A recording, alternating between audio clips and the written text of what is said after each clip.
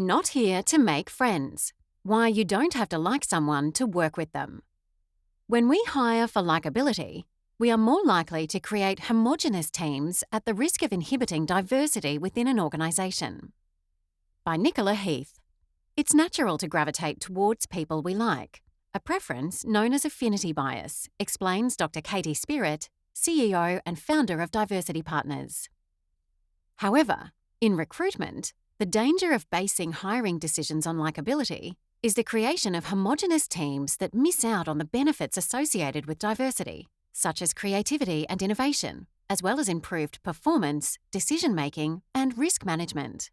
Better Decisions Through Diversity, a 2010 study from Kellogg School of Management at Northwestern University in Illinois, US, looked at the impact of a newcomer on an established group. Researchers asked groups made up of fraternity and sorority members, including either an in-group from the same fraternity and sorority or out-group, newcomer from a different one, to perform a set task. They found that out-group newcomers gave an established team an advantage, not because they introduced new ideas, but because their presence acted as a catalyst for problem-solving and debate by changing the group's dynamic. Homogeneous groups, on the other hand, performed worse than the diverse groups, but reported higher levels of confidence. The familiarity between members inhibited the frank discussion necessary to make a critical analysis of the question at hand, the assumption being that everyone agreed with each other.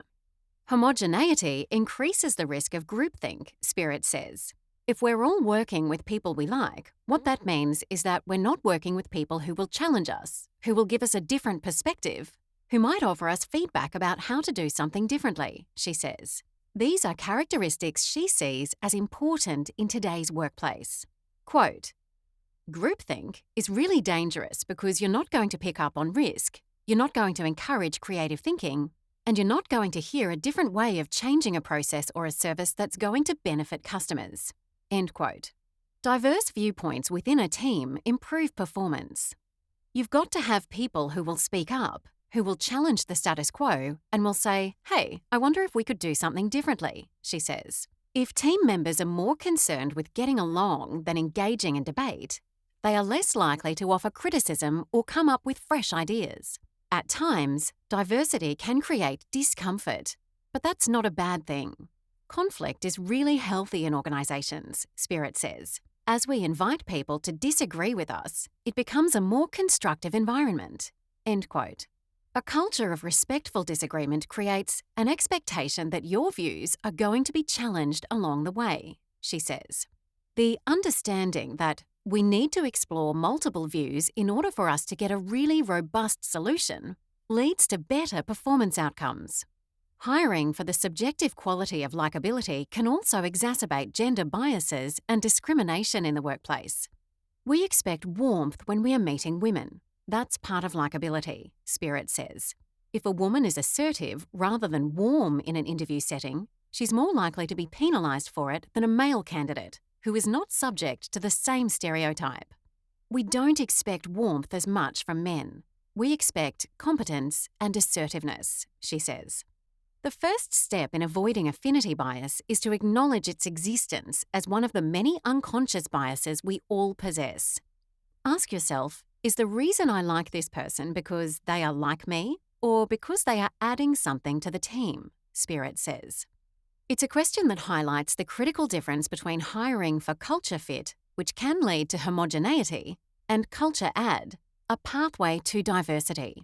Often, culture fit means someone like us, someone we'd like to have a beer with, whereas culture add asks how a person might add to the diversity of the team, she explains.